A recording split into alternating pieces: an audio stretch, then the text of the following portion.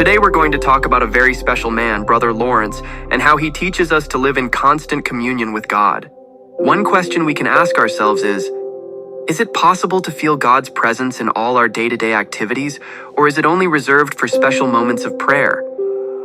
Brother Lawrence experienced God's help on every occasion. He didn't worry about the tasks he had to do, because he knew that God would show him what was needed. When the tasks took him away from God, he felt a new remembrance that ignited him and carried him away. He said that if we knew how much we needed God's presence, we wouldn't lose sight of him for a moment. He also teaches us that many methods of prayer can confuse us rather than help us, and that the most important thing is to give ourselves totally to God. We must renounce everything that is not of him and live as if there were nothing but God. Brother Lawrence placed himself before God, seeing him as a father and as his God. He kept his mind on his holy presence, remembering it whenever he found himself far away. He believed that the best way to go to God was to do the most ordinary things without the aim of pleasing people, but out of love for God. For him, there should be no difference between prayer time and other times. We should cling to God both in the time of action and in the time of prayer.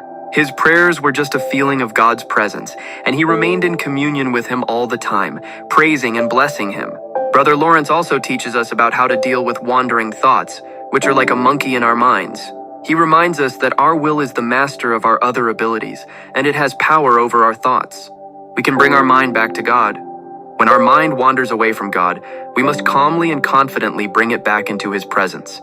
He advises us to trust in God and put aside other concerns, and even some forms of devotion, so that we can be in his presence. We can stay in communion with God through praise, worship, longing, waiting, or gratitude. We shouldn't be discouraged if it's difficult at first, because our nature can rebel against stillness before God. We must make an effort to remain in his presence, and not give in to thoughts that tell us it's a waste of time. In a letter to a friend who was suffering, Brother Lawrence says that suffering can be proof of God's love for us. He encourages us to offer our sorrows to the Lord, asking for the strength to bear them. And above all, he advises us to rejoice in God. He says that even when God seems to hide from us, we should exercise our faith in him. He himself considered himself happy, even though he deserved discipline, because he felt God's presence continually. He was only afraid of leaving God. He calls us to live and die in his presence. In one of his last letters, he says that he didn't mind being on the brink of death, and that he asked God for the strength to suffer with courage, humility, and love. He says that it is possible to live in paradise, suffering with God, and that it is possible to live in the Lord's presence in any circumstances. The secret is to get used to an intimate and loving conversation with Jesus, preventing our spirit from drifting away from him, no matter what the circumstances. Brother Lawrence's words show us that we don't need special times to pray or be with God. God's presence can accompany us at all times, in all the activities of our day. We can rejoice in God, communicate with him, and experience his peace and love no matter what we are doing. So what? Answering the question we asked at the beginning, yes, it is possible to feel God's presence in all our daily activities. Brother Lawrence is a living example of how we can live in constant communion with God. If you also want to live this way, be inspired by Brother Lawrence's story. Start practicing the presence of God today, communicating with him at all times, and you will see that your life will be transformed. Lionel Messi has won more Ballon d'Or trophies than any player in history. He scored more goals in a calendar year than any living player. When he left Barcelona in 2021, the club aired every single goal he'd ever scored for them. The broadcast started at 11:15 at night. It ended at 4:30 in the morning. 5 hours of goals that each lasted only a few seconds. And yet, in a typical match, Messi barely runs. In a 2017 game against Real Madrid, one of the biggest rivalries in all of sports, Messi ran for just 4 minutes. He walked for more than 80 of the game's 90 minutes. When he was engaged, he created 9 chances, scored a goal, and assisted another. Then he went back to walking. He scored in every minute of a professional match except minutes 1 and 2. The only minutes he doesn't score are the minutes he spends just watching. His former coach, Pep Guardiola, once described it like this: right, left, right. He smells who is the weak point of the back four. After 5-10 minutes, he has the map. The map. But a map of what? In 2011, a team of scientists put both an amateur soccer player and Cristiano Ronaldo through an experiment. They crossed a ball from the wing, and mid-flight, cut every light in the stadium. Watch what happens. The amateur is totally lost. He isn't even close to the ball. It's not a big surprise, right? I mean, they turned the lights off. Now let's see how Ronaldo does. Perfect. Right in the back of the net. And Ronaldo's strong, and he's fast, and he's incredibly good looking, but that has nothing to do with strength or speed or being incredibly good looking. It's impressive, right? Or was it luck? Well, they did it again with a half volley, and as you might expect, same result. His brain had already understood the trajectory of where the ball would be before the lights went out. He didn't even need to see it arrive. So how is this possible? How is Messi such an elite scorer without needing to move much? What is he actually doing in those first minutes when he's just walking and looking? How does Ronaldo know where a ball will land when he can't even see it? Are these just incredible reflexes, or is it something else entirely? Well, most sports actually happen faster than human reaction time should really allow. A major league fastball reaches home plate in about 400 milliseconds. That's less than half a second. But a batter's brain needs roughly 200 milliseconds. Half that time just to see that an object is in flight, to send that message across the synapses, the gaps between neurons, to the back of the brain, and to initiate the muscular action for a swing. Not to actually swing, just to initiate movement. And not only that, but humans don't have a visual system capable of tracking an object as its angular position changes that rapidly as it approaches your face. So that advice we give kids to keep your eye on the ball, it's not possible. You can't do it. A kid could close their eyes when the ball's halfway to home and it wouldn't make any difference if it weren't psychologically upsetting. The decision if and where to swing has to have happened already by that point. Some sports are even more time limited than baseball, like boxing. Muhammad Ali's jab took about 40 milliseconds to go from first perceptible movement to connecting with a face. That's faster than you could blink if I shined a flashlight in your face. Nobody is reacting to that. And yet, boxers still slip punches all the time. What's going on? Scientists have a name for what's actually happening here that allows humans to hit fastballs or connect on a header with the lights out or dodge a jab. They call it anticipatory skill. And it doesn't come from faster reflexes. It comes from reading patterns before they unfold. Researchers like Janet Starks and Bruce Abernethy ran a series of studies where they showed athletes video footage of opponents in action, then they froze the footage at different moments. Elite performers could predict what was coming, a serve direction, a pitch type, a shot placement, from the opponent's body position alone, often before the ball had even left their hand. Novices who watched the same footage couldn't do it. They were watching the ball. The experts were reading the body. Consider Albert Pujols. Over a 22-year career, he hit 703 home runs and batted .296, putting him among the greatest hitters in baseball history. When researchers at Washington University in St. Louis brought him into a lab and tested his simple reaction time, he just had to press a button when a light flashed. He scored in the 66th percentile, slightly above average, but not superhuman, not even particularly fast. Actually, he did quite a bit worse than I did when I took the same test. And yet he smoked pitches traveling 95 miles per hour or faster year after year after year. But anticipatory skill does have a weakness. It only works when the patterns are familiar. In 2004, Pujols faced Jenny Finch, one of the greatest softball pitchers in history, during an exhibition game for charity. He couldn't even hit a foul ball off of her. Neither could the other major league hitters who stepped in against her that day. The results were so stark that it prompted a TV show where Finch would travel around to major league teams and strike out their best hitters on a weekly basis. At least those who would face her. Alex Rodriguez refused even to try. On the face of it, it doesn't make sense. Sure, Finch throws from a closer mound, but her pitches in the mid-60s miles per hour were so much slower that the flight time of the ball is about the same as a mid-90s fastball in the majors. Nothing extraordinary. And yet, the best hitters couldn't touch it. Why? Because Finch pitches underhand, a full windmill delivery. These hitters had spent their entire careers reading overhand mechanics. The rotation of a pitcher's shoulder, the angle of the forearm, the flicker of the pitch, which is the flashing pattern that the seams on the ball make as it spins. Facing Finch, who had totally different shoulder rotation, arm angle, and ball spin, they were stripped of all that learned expertise that allows them to predict the future. The prediction engine just had nothing to predict from. Look at what happens when a catcher is expecting a fastball but gets thrown a breaking ball instead. His glove doesn't even move, so it's clearly not his reflexes. A professional catcher, someone who handles 150 pitches a game, completely frozen. In fact, the Toronto Blue Jays are leveraging this exact vulnerability right now. On their 2026 roster, Trey Savage releases the ball from a height of 7.1 feet at a 64-degree arm angle. His teammate, Tyler Rogers, releases from 1.3 feet at negative 61 degrees. Nearly a 5'8" difference in release point between two pitchers on the same roster. When a hitter faces Savage and then Rogers in back-to-back innings, their anticipatory models have to be rebuilt from scratch. The patterns they read from one delivery are useless against the other. And remember what I said about boxing? It's even more time-limited than baseball. Take a look at this. These two punches are in these boxers' lines of vision for about as long as punches can be. And watch this second one.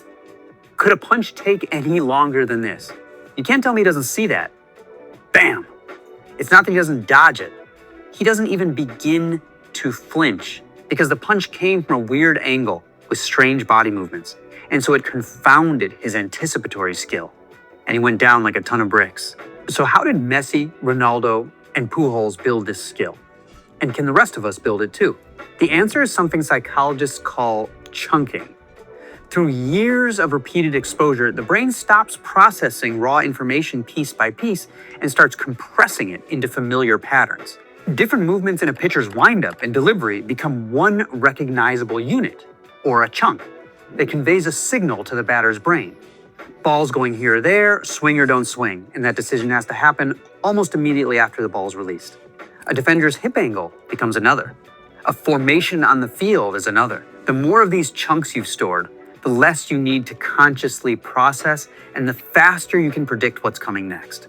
Some of the earliest research on chunking came from chess.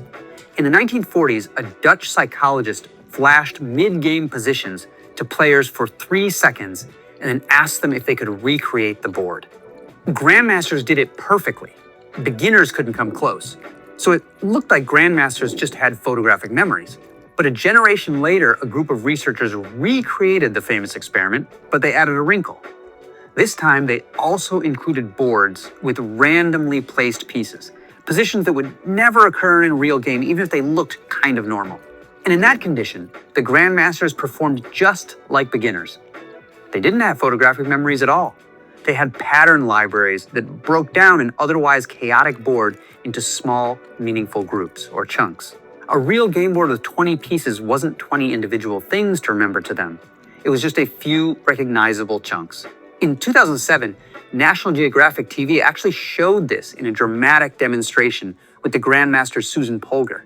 They sat her at a sidewalk table in the middle of a leafy block of Manhattan's Greenwich Village, in front of a cleared chessboard. New Yorkers were going about their jaywalking business when a white truck bearing a large diagram of a chessboard with 28 pieces in mid-game play took a left turn onto Thompson Street, past a deli, and then past Susan Polgar. She glanced at the diagram as the truck drove by, and then she perfectly recreated it on the board in front of her. After Susan succeeded in that test, National Geographic TV turned the truck around to show the other side, which had a diagram with pieces placed at random. When Susan saw that side fly by, even though there were fewer pieces, she could barely recreate anything at all. Quarterbacks do the same thing. If you did an eye-tracking study of me and watched me play quarterback, you'd see me following the person I want to throw to. And if they were covered, I'd switch and follow another player. But if you did an eye-tracking study of Tom Brady, you'd see him looking at spaces between players that give information about the relationship of the different parts and what's going to happen next. He's a grandmaster playing speed chess. He has just seconds to throw. I recently attended a talk by NFL legend Drew Brees, and in it, he said that he probably only actually saw 50% of the receivers he ever threw to. He described being an NFL quarterback as like standing in the lobby of a downtown office building, and you look outside to the street, and cars are whizzing by. Those are your receivers. And looking out from the lobby, you see window, pillar, and you just catch glimpses of the cars between the pillars. From those fragmentary glimpses, you decide what's going on and where you can throw. This isn't just for grandmasters and elite athletes. All of us chunk in things in which we're skilled, and I'll prove it to you. I'm going to show you 20 words, and I want you to memorize as many as you can in 10 seconds.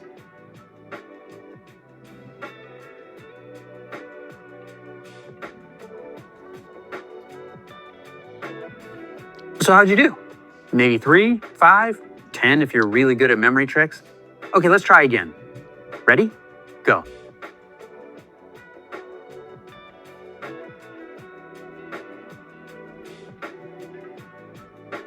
Do better that time? Of course you did. Because you've learned a system of grammar and groups of words and phrases that your brain can combine into meaningful chunks. And this is the skill that Messi, Ronaldo, and Pujols all share. They're chunking positions of people and angles of legs and spins of balls in order to understand immediately what's going on and what might happen next. The more patterns you absorb in any domain, the less effort it takes to read what's happening and to predict what's coming next. So when Messi walks, he's not resting. He's chunking the entire field. Every position, every shift, every gap in the backline is feeding a pattern library that he's been building since he was 5 years old. And by the time he decides to move, the map is already drawn. And when Ronaldo heads a ball into the net in total darkness, it's because he's seen that angle of another player's leg and that ball's trajectory 100 times over and knows the pattern it follows. Chunking isn't reserved for professional athletes. That's just a particularly dramatic demonstration. Your brain builds pattern libraries in whatever domain you spend time in. The more different situations you expose yourself to, the more raw material your brain has to compress into chunks. And the research suggests a few things that speed this up. First, variety matters more than just rote repetition. Seeing the same exact pattern over and over is less useful than seeing many different patterns. This is why a hitter who faces 100 different pitchers develops better anticipatory skill than one who faces the same pitcher 100 times. The variety forces the brain to build a more general database that can then be used for what psychologists call transfer. That is, taking what you've learned and applying it in totally new situations, just like you do with the language you've learned. If you do tons of repetition in one scenario, but don't have a lot of variety, you're building a rigid skill that won't transfer. Variety is what forces your brain to create flexible skills. Second, predict before you know. When you actively guess what's going to happen next, whether you're watching game film or sitting in a meeting, and then check whether you were right, your brain updates its models faster than if you just passively observe. You should actually always do this if you can. In psychological research, there's something called the generation effect. It means that forcing yourself to generate a guess or a prediction before you see the answer primes your brain for better learning. So whether it's watching film or studying for a test, force yourself to guess and then see what happens. It doesn't matter if you're right, you'll learn better. And third, pay attention to the moments you get it wrong. When your prediction breaks down, that's an opportunity to expand your pattern library. You actually want to be getting it wrong a lot, at least 15% of the time. Otherwise, what you're doing is too easy. In learning, that's called a desirable difficulty.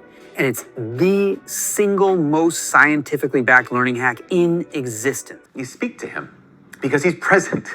And so if you're, this is one of the things, it's been such a gift to be able to exercise and to be able to talk to the Lord. It might be just for a walk, be able to talk to the Lord. Because I'm out in the woods, there's this woods behind the house here right off campus, and to go for a run and just be able to, as I'm running, have a conversation with Jesus. But before I start, people say, Jesus, come with. And you're with me because why? We know this. God is present. He is, the big word, omnipresent, right? And so for us to remain in him, for us to go with him, for him to come with us is simple. He's always present to us. But when we ask God to come with, we're being present to him. Does that make sense?